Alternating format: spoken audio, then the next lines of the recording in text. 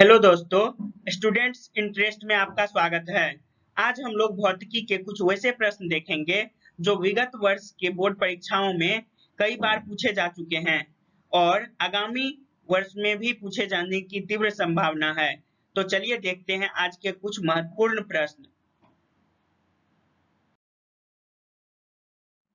काल्पनिक प्रतिबिंब होता है सीधा, उल्टा, दोनों, कोई नहीं। काल्पनिक प्रतिबिंब सीधा होता है, तो इसका राइट आंसर है ए नंबर ऑप्शन। उत्तल दर्पण से हमेशा वस्तु से छोटा प्रतिबिंब प्राप्त होता है। उत्तल दर्पण से हमेशा वस्तु से छोटा प्रतिबिंब प्राप्त होता है। वास्तविक तथा उल्टा, वास्तविक तथा सीधा होता है, आभासी तथा उल्टा होता है, आभासी तथा सीधा होता है। तो आपका सही आंसर है डी नंबर ऑप्शन। उत्तल दर्पण से जो वस्तु प्राप्त होता है वह आभासी तथा सीधा प्राप्त होता है।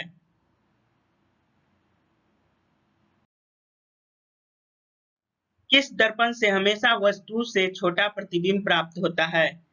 समतल दर्पण से, उत्तल दर्पण से, अवतल दर्पण से, इनमें से कोई नहीं। तो इसका सही आंसर है उत्तल दर्पण।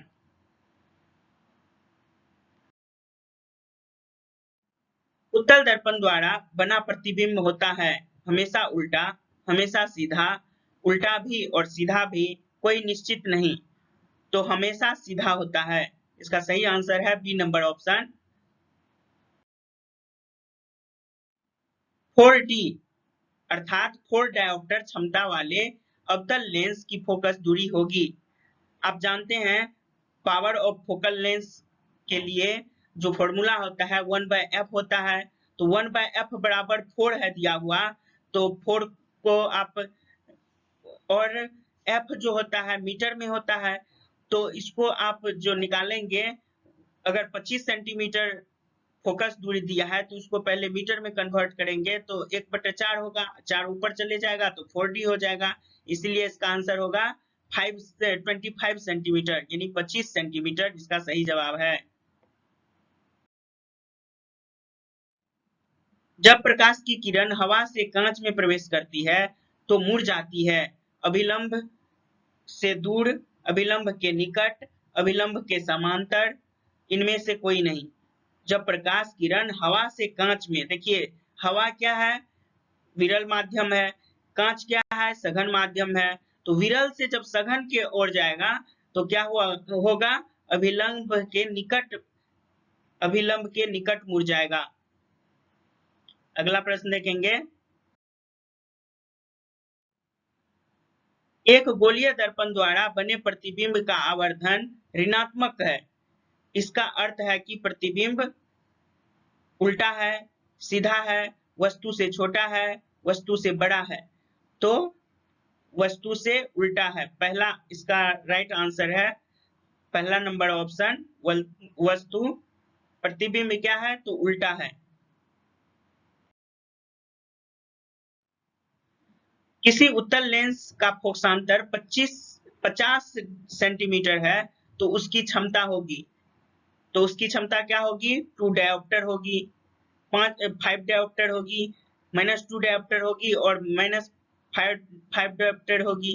तो इसका सही जवाब है 2 डायोप्टर।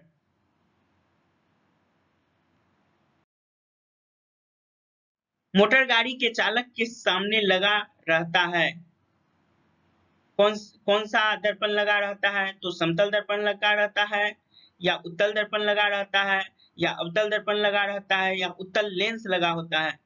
तो इसका सही जवाब है उत्तल दर्पण। किस दर्पण का बड़ा प्रतिबिंब बनता है? समतल दर्पण का, उत्तल दर्पण का, अवतल दर्पण का। तो सही जवाब है अवतल दर्पण में क्या होता है, प्रतिबिंब जो बनता है वो बड़ा बनता है। हजामत बनाने के लिए उपयुक्त गोलीय दर्पण में सीधी प्रतिबिंब प्राप्त करने के लिए चेहरे को रखना चाहिए दर्पण के किस जगह पर रखना चाहिए? वक्रता केंद्र से परे ध्रुव और मुख्य फोकस के बीच, वक्रता केंद्र पर, मुख्य फोकस और वक्रता केंद्र के बीच। तो इसका सही जवाब है ध्रुव और मुख्य फोकस के बीच। आप जब वस्तु को रखेंगे तब जाकर के वह सीधा प्रतिबिंब बनेगा।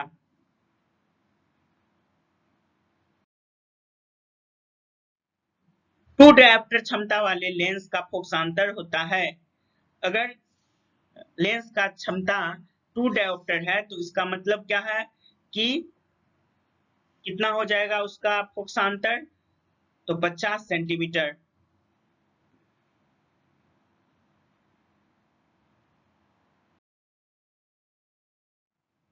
अवतल दर्पण में आभासी और बड़ा प्रतिबिंब बनने के लिए वस्तु को कहाँ रखना चाहिए? आभासी और बड़ा प्रतिबिंब बनने के लिए कहाँ पे रखा जाना चाहिए? तो पहला ऑप्शन देखिए, वक्रता केंद्र पर, फोकस के अंदर, फोकस और वक्रता केंद्र के बीच। तो आपका सही जवाब है सी नंबर ऑप्शन, फोकस के अंदर। कहने का मतलब यह हुआ फोकस और ध्रुव के बीच में जब हम रखेंगे अवतल दर्पण में तो हमें प्रतिबिंब कैसा प्राप्त होगा? बड़ा प्राप्त होगा। प्रतिबिंब बड़ा प्राप्त होगा फोकस के अंदर जब हम रखेंगे। प्रकाश के परावर्तन के कितने नियम हैं? प्रकाश के परावर्तन के 1 नियम है, 2 नियम है, 3 नियम है या 4 नियम है?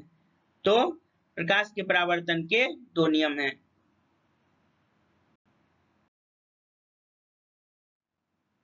एक गोलीय दर्पण से 5 सेंटीमीटर की दूरी पर रखी वस्तु का प्रतिबिंब दर्पण से 35 सेंटीमीटर की दूरी पर उसी ओर बनता है जिस ओर वस्तु है। तो आवर्धन है, पहला ऑप्शन है +7, दूसरा -7, तीसरा +6, चौथा +5। तो इसका जो राइट आंसर है -7।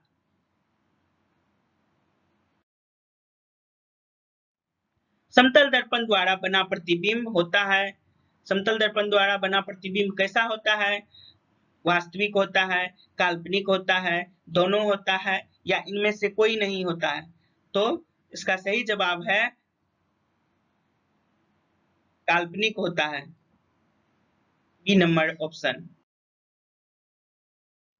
सरल सूक्ष्मदर्शी में किसका उपयोग होता है? अवतल दर्पण का, उत्तल दर्पण का, उत्तल लेंस का, अवतल लेंस का? तो सही जवाब है उत्तल लेंस का। सही जवाब क्या है? उत्तल लेंस।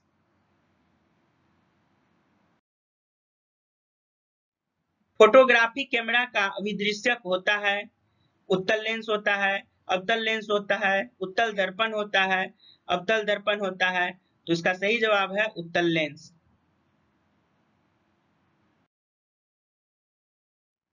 साइड मिरर के रूप में प्रयुक्त होता है अवतल दर्पण, उत्तल दर्पण, उत्तल लेंस, प्रिज्म?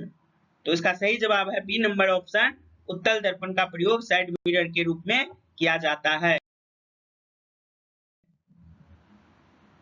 एक अवतल दर्पण की वक्रता त्रिज्या क्या होगी अगर उसकी फोकस दूरी 10 सेंटीमीटर होगी? अगर फोकस दूरी 10 सेंटीमीटर होगी तो वक्रता त्रिज्या क्या होगी? आप जानते हैं कि वक्रता त्रिज्या बराबर क्या होता है? 2f होता है। तो f 10 दिया है तो 2 इंटू एफ यानी 2 इंटू 10 बराबर 20 सेंटीमीटर। सही जवाब।